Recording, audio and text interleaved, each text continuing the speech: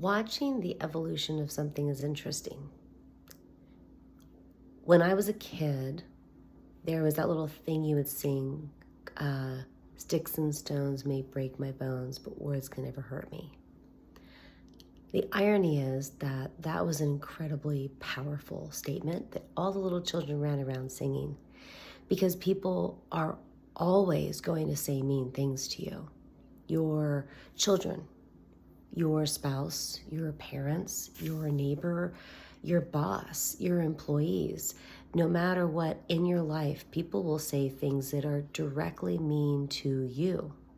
And so this was a lovely thing that was taught to children to help them be internally more resilient and strong. And for me personally, I grew up with an intense level of bullying experiences. I think it was based upon the fact that I was moving constantly. I was always the new kid at school, and I was never a normal girl. So I didn't show up with my hair up in cute little pigtails and wearing makeup and the fashionable clothing. And I didn't sit around, doing whatever the girls wanted to do and being quiet. I was raised by parents that were hippies and outside of the norm themselves. And largely, I wanted to be, my dad would take me. We'd, walk on the beach for hours and swim in the ocean for hours and walk on trails and play hide and go seek and play baseball. And, someone could have called me a, what's it called? What's that term for? I see, I'm 53 years old. You forget words every once in a while. Tomboy. But I wasn't really a tomboy either, because I never stayed long enough to really make a friendship group that would have been the friendship group that a tomboy might have chosen. Anyways, so for me growing up, I had this amazing resiliency because I had to. My options were to either become deeply depressed, miserable, anxious, angry, all sorts of unhappy things, and just fall apart under the, severe bullying. Or I could become silently resentful and perceive myself to be a victim and label myself as having been traumatized and, go all emo, although emo didn't exist back then. I could have done that. Nope. I just decided to be like, well, these kids are mean. And it's funny because later my mom gave me that book called The Four Agreements. And one of the big takeaways from the Four Agreement, one of them, there's four big takeaways, but one of them basically is that if that other person is behaving in a certain way, it tells you a lot about them. And it's not about me, because that person could be in such a bad mood, they're going to be mean to the next 5 people they see. And so it's not about any of us, it's about how that person is feeling at the moment. So I just decided, okay, and there's ample evidence to prove the idea that kids are mean in school in particular during the decades that I was going to school. And I was like, well, then I'm just not going to want them to be nice to me. I'm not going to try to please them. I didn't become a people pleaser. And I just decided to go do my own thing.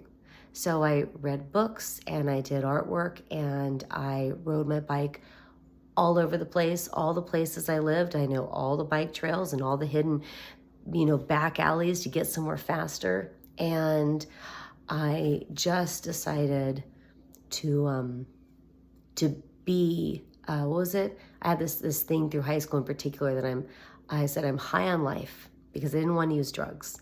And I'd gotten stoned once when I was 14. And I was like, yeah, okay, I laughed a little bit, but now my throat hurts. I laugh a lot anyways. What's the point? That was it.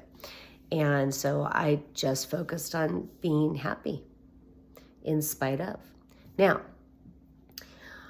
I think that little saying of sticks and stones may break my bones, but words will never hurt me is probably actually this little subtle underlying foundation that I stood on that helped me endure the bullying. Okay. Unfortunately and fortunately, so humans, we always do this, right? Fortunately, back then, and up until relatively recently, if in America, we're talking about America, if your boyfriend or your husband was beating you up and putting you in the hospital and breaking your ribs and whatnot, you could get a court to believe that you were being abused. Physical abuse is acknowledged.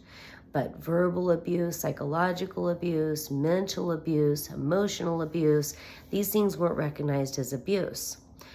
Unfortunately, in a married situation, we're not talking about public school where you're sitting in, let's say middle school, you're in like 8 different classes or something, and maybe it sucks at lunchtime. You've got to sit in a corner by yourself because there's no one to sit with, whatever.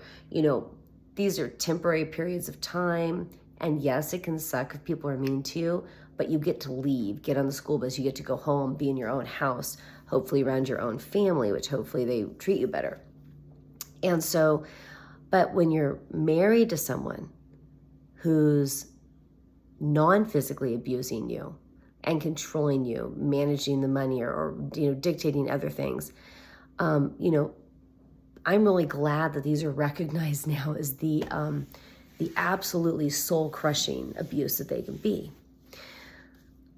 But oftentimes we go too far as humans, right? So now children, instead of being taught to be strong, resilient, and to emotionally stand up against bullies on the inside, to not be damaged because you've decided that that person's nasty behavior is their problem and you don't have to take it on, right? We've vacated that resiliency and replaced it with, oh, honey, someone said you were fat. Well, you're 12 years old and you weigh 223 pounds. You're not fat, you're just big. It's like, actually, you're fat. And there's a reason. And either you're fat for something completely beyond your control, some really weird medical condition, or it's because of family culture and the way mom and dad feed you at home. And could be because your body now is so out of whack that you're on a constant up and down with sugar, highs and lows. And there's a lot of things that could be looked at and evaluated, because if you were what you should be at the age of 12, which is like 80 pounds instead of 220 pounds, you'd be able to climb that tree and run around and play tag and ride a bike and breathe easier, and you would be set up for a better, healthier future. Okay. So it's just interesting to me that so what this boils down to, what it brings us back to, is what happened recently on the island. So here's the deal. If someone says something mean to you, you're not being bullied. Let that sink in. If someone says something mean to you, you're not being bullied. If someone says something mean to you and you are too scared to stand up for yourself and defend yourself and correct them or object to what they did, or to, engage with them and say, don't do that, don't talk to me that way. If you're too scared to do that and you keep your mouth shut, and they continue to say mean things and your mouth is shut because you know that if you say something, they're going to hurt you, now you're being bullied. Okay, let that sink in. Cancel culture is bullying because people are scared to open their mouth and say something because other people will cancel them. There will be consequences, right? So about a year ago or so, year and a half ago, there was a head monk of our local monastery. He was very concerned about what's been going on with, this was the real heat of the trans movement, and before we had a lot of people who were detransitioning, who were coming out publicly. This was before we started to have hospitals shut down, and employees at hospitals were coming out and acknowledging that really bad non-medical care and bias and agendas were driving what was happening rather than good medicine. So there was Pride Parade or Pride Month or something like that. And so this monk made a video talking about how frustrated he was and how pride is in and of itself a sin. And he was driving around on our island, I think, and took some videos of some people's front yards where they had pride flags. Now, granted, this is like they want people to see their pride flags. So this was not doxing. He was accused of doxing, but it wasn't, because he didn't know the people who lived there. He was just like, look at these pride flags. I am concerned that people are celebrating pride when pride is a sin. And he was going on about his opinions about this. So here's a man who's saying something mean if you disagree with him and you think he's being mean to you. Okay. Well, the people on this island who thought he was being mean, they all felt very, very, very comfortable speaking up. They didn't choose to go and talk to him directly. They didn't ask to sit down and have a conversation to discuss and explain why his behavior bothered them. They called the police. They reported him for hate crimes and this and that. Then they decided they would organize a boycott. And when they didn't, because this monastery sells coffee at the local grocery stores.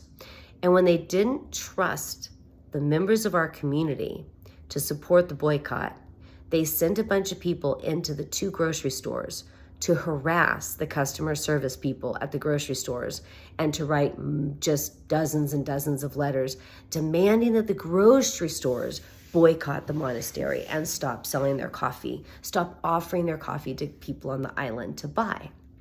So this wasn't a boycott by the people. This was a small little cohort of bullies who went to the grocery stores, organized a campaign to make them very uncomfortable and to say, those people over there said something we don't like, and now we're going to hurt them. We're going to hurt them by forcing you, who are selling a product that we don't like, we're going to force you to take that product off your shelves. And if you don't, we're going to harass your customer service employees, and we're going to harass your business, and we're going to constantly bother you until you give us what we want. So the monastery apologized very quickly. They apologized. They took down the video. They apologized publicly. They were interviewed by 1 or 2 of the local newspapers, and they were reported in the newspaper as having apologized for having upset people. And the bullies, the aggressive wing of the queer community, and this is where we have a lot of, older lesbian and gay people who are coming out and saying, we have a problem, because this new cohort of the trans wing of the queer community is very aggressive and they bully. So the bullies in this situation were not the supposed victims of the queer community because some mean guy in monk's robes made a video about them and said mean things, because he couldn't hurt them. They were able to speak up against him, and his response was to apologize publicly multiple times and take down the content. He did not hurt them when they stood up for themselves. He did not hurt them when they complained about what he said, right? He's not the bully. He just simply said something they didn't like. But what they did is they said, we're going to hurt you. If you say something we don't like, we will hurt you. We will find a way to make you pay a consequence. And that's what a bully does. So now on this island, there are a lot of people who, having watched this, the grocery stores caved to the bullies and they pulled the coffee off the shelves, right? And a lot of people in the community who aren't comfortable with what happened, unlike me, I'm one of the few people who will sometimes say, this isn't what should have happened. One newspaper did a series of articles about the monastery, which the monastery has been here for like 35 years or something, has a great history. They raise money and donate it to a local domestic violence organization. They've been deeply embedded. We've had kids that have killed themselves at the school, and, Father Triffin would be brought in to help, kids deal with the emotions around the loss of a good friend. they're an amazing group of people, but they're humans. They make mistakes, or they say things that people don't like because they have their own opinions that might differ from someone else's opinion. Fine, speak up, talk about it. But instead, what we had was bullying. So the difference between bullying is not, it is sticks and stones may break my bones, but words will never hurt me. So one group said words, the other group should have said, you can't hurt me. We're too resilient and strong, but we don't like what you're saying. We're going to tell you why. Instead, they're like, we are going to come after you with sticks and stones, and we're going to break your bones because we didn't like what you said. That's the bully.